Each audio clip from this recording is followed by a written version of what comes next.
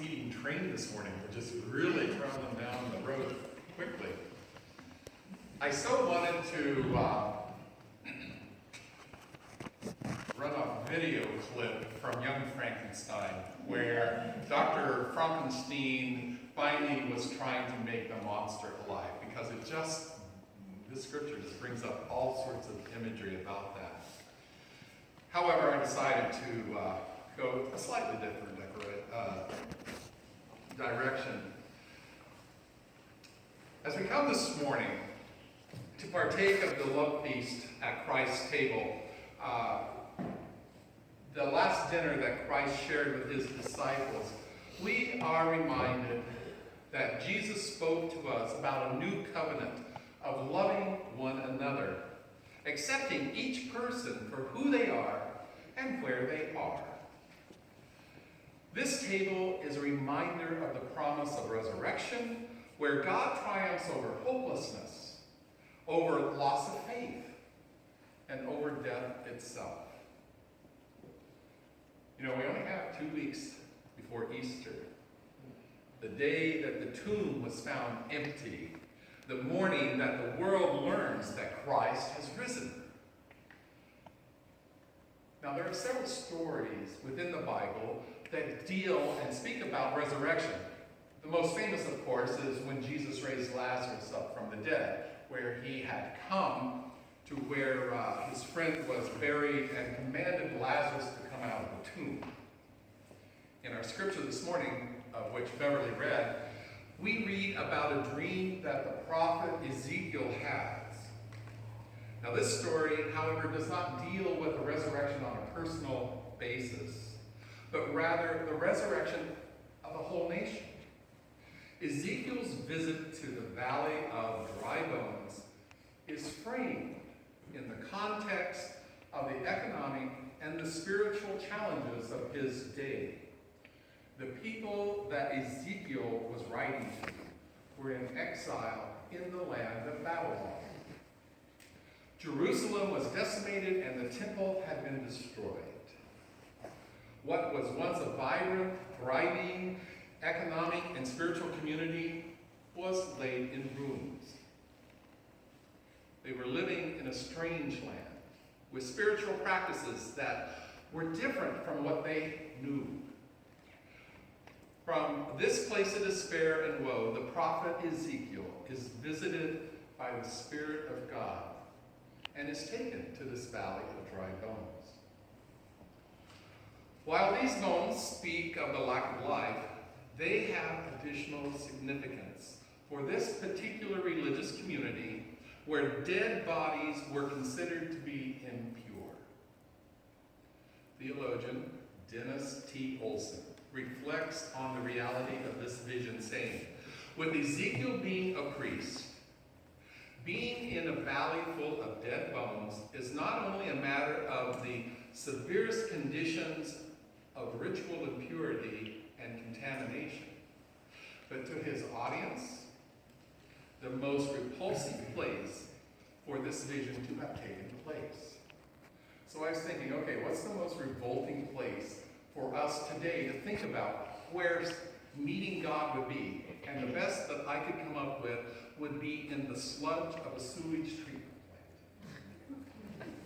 That's how the audience was viewing this reading. Bringing this story to modern day application, let us stop and consider what has been happening within the mainline churches over the last, let's say, 50 years. There has been a steady decline in attendance and community influence. And with the decline, there has developed a sense of despair. There's no longer economic viability in many faith communities due to cultural shift in our self-indulgent society. We spend our money on ourselves. In many faith communities, there's a sense that God's Spirit no longer is living among them. Reverend Karen Georgia Thompson, Minister of Racial Justice with UCC, sees today's reading in this way. The visit to the Valley of Bones is partly in response to Ezekiel's own concern about the presence of God with the exiled community. The visit to the valley states the condition of the people, but it isn't the sole reason for the visit. God identifies for Ezekiel what the problems are with this community. They have lost faith. They have lost hope. They see themselves as this valley of bones. They see themselves as long dead. It is that they themselves see as the unholy, as set apart from God in a far place. They are the walking dead.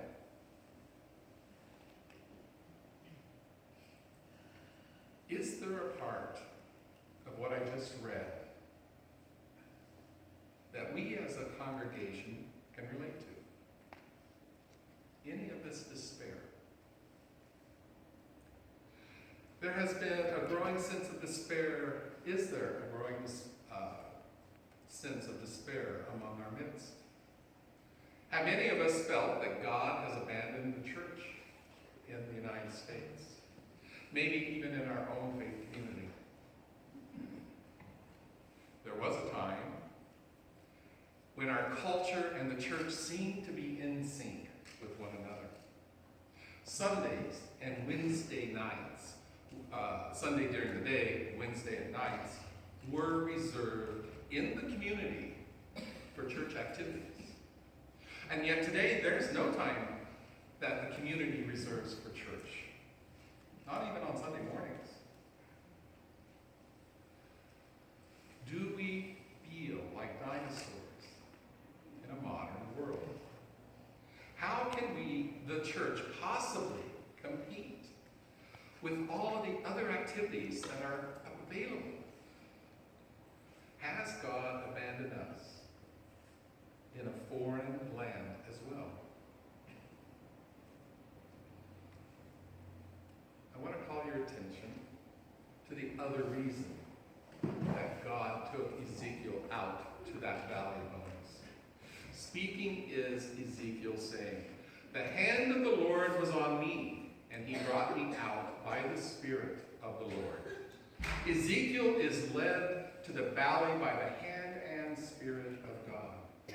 God was the one seeking Ezekiel out of his despair. In the valley of dry bones, Ezekiel saw how God can give new life. In this story, the new life comes alive by the prophet speaking life into those dry bones. By invitation of God, Ezekiel was asked to imagine the possibilities of the bones coming to life. God was asking Ezekiel to think of the possibilities. The lesson for us today, when faced with impossibilities, new life comes only through imagination. When we're faced with the impossibility, new life can only happen through imagination. The promise of new life means accommodating a new way for God to be at work in this world. New life is a place where hope transforms what is to what can be. The gift of new life is fully attached to the breath of the divine. Scripture says, "Son of man, say to the breath, breathe upon those slain, that they may have life." This story of resurrection is a story for the church today. A story of new hope, of new possibilities, of new life. A story of new ways of thinking, new ways of being in the world, new ways of living in community, new ways of embracing God. All facilitated by the presence of the Spirit, the breath and Spirit of God. Did you catch that? The new, the new, the new. These possibilities may be in a youth coffee house where young people can come and interact with one another.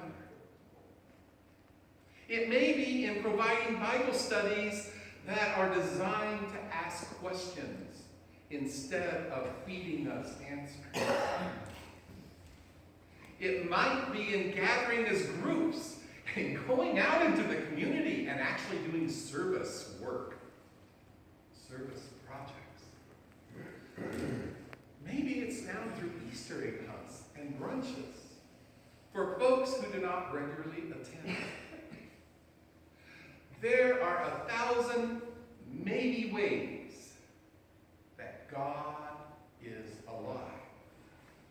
1,000 maybe ways where hope can be restored. Let our prayer this week